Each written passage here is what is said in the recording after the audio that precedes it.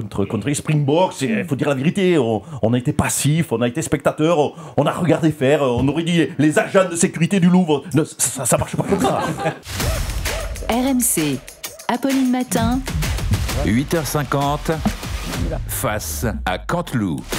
Face à Canteloup, d'ailleurs, Éric Coquerel, le vrai Éric Coquerel, est resté dans ce studio. Rebonjour Éric Coquerel. Bonjour.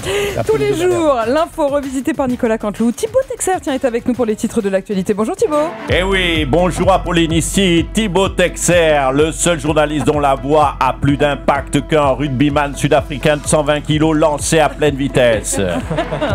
C'est parti pour les titres. Après son partenariat avec Chine, le BHV récidive et annonce signer un accord avec le Mercosur pour commercialiser du soja transgénique, du bœuf aux hormones et à l'uranium 234, ainsi que des nuggets de poulet coupés aux pneus. Miam.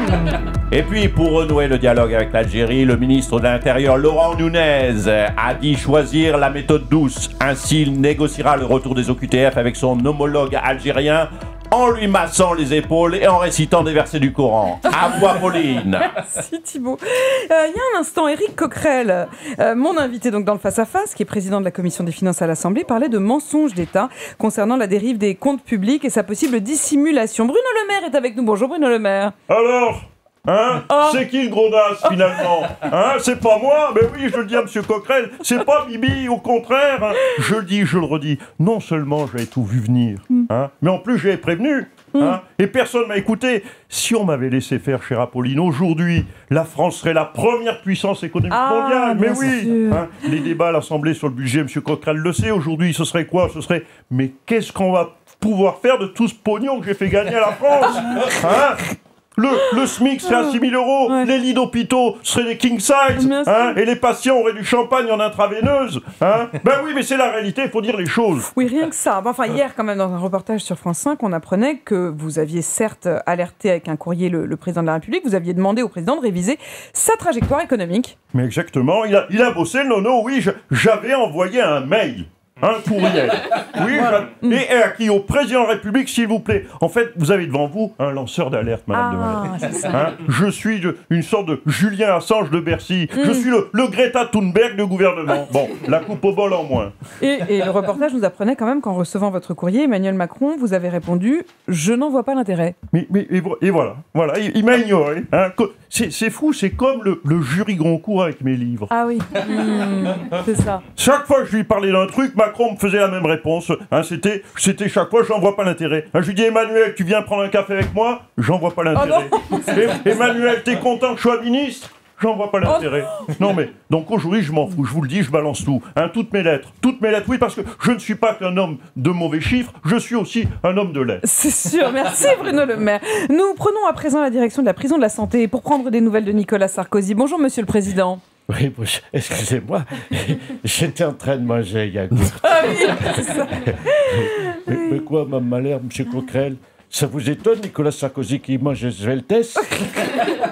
Et pourquoi qu'un président, il n'aurait pas le droit de manger un Sveltes? Enfin, c'est vite dit, parce que j'en mange 8 par jour. Oui. Qui a dit que je suis passé du pot de vin au pot de yaourt? C'est une belle formule. Très belle, Monsieur le Président. Oui, effectivement, j'ai vu que vous vous nourrissiez quasiment que de yaourt. Oui, mais je parlais de Sveltes, je ne suis pas sectaire. Je mange aussi des flambés. Ah oui. Parce que ça me donne l'impression d'avoir une revanche sur François Hollande. Ah oui, bien sûr. Chaque fois que j'en mange. Mais la vraie question, c'est pourquoi que je mange des yaourts? Mais parce que nous, vous savez, les petits retraités, et M. Coquerel le sait, on a du mal à boucler les fins de mois. Bien sûr. Une fois qu'on a payé son loyer, son électricité, tous ses cabinets, des frais d'avocat, il reste plus grand-chose pour acheter à manger. Alors consolez-vous, justement, c'est aujourd'hui que la justice va étudier votre demande de remise en liberté. Comment ça aujourd'hui? Bah oui. Non mais attendez, c'est trop tôt. Attendez, j'ai même pas eu le temps de devenir une icône des victimes de procès politiques comme mon ami Nelson Mandela ou mon ami le capitaine Dreyfus que j'ai bien connu. Ah oui, bien sûr. Non, laissez-moi au moins encore 15 jours en prison pour d'avoir au moins le statut de martyr. C'est fou cette justice à deux vitesses. Elle est toujours trop lente, sauf quand on a besoin qu'elle soit moins rapide. Merci Monsieur Sarkozy, on prendra des nouvelles dans la journée. Donc le 15 de de France a perdu samedi soir face à l'Afrique du Sud. L'ancien sélectionneur et ancien président de la Fédération française de rugby est avec nous. Bonjour Bernard Laporte. Oui, bonjour Apolline Malherbe, bonjour à tout le parc de RMC, bonjour aux deuxième ligne Thibaut Texer qui se cache là-bas, et à talonneuse Elisa Jean qui est là, oui, si talonneuse, si, elle porte des talons, j'ai vu ce matin. Et Arnaud Demanche avec son physique très apprécié, joueur de rugby, c'est le genre de gars qu'on chope dans la rue à la 3e mi-temps pour lui passer la bite au cirage en rigolant. Non, Bernard, bon, alors ce match... Contre les Springboks, il faut dire la vérité, on a été passif, on a été spectateur, on a regardé faire, on aurait dit les agents de sécurité du Louvre. Non, ça marche pas comme ça. Qu'est-ce qui a manqué aux Français par rapport aux Sud-Africains? Ah, et les Français, on les connaît, ce sont des bourrins, des monstres, des bêtes sauvages, mais ça reste des gentils. Hein. Le Sud-Africain, c'est différent. Le Sud-Africain, c'est bien pire, c'est des tordus. Ah, c'est tordu. C'est 15 Terminator qu'on aurait croisé avec des pitbulls et à qui on aurait injecté le sang de Cédric Jubilard, tu vois.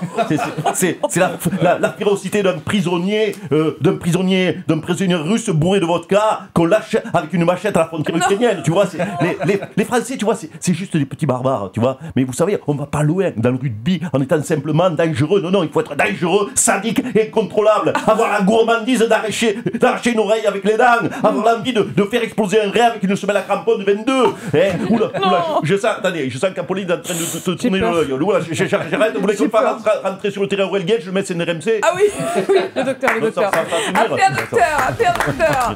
Ça va aller. Merci Nicolas, en tout cas, pour 50 vous retrouvez demain 8h50 sur RMC et à tout moment en podcast. Le temps est venu de reconnaître et que moi, François Hollande, je suis un tombeur, allons.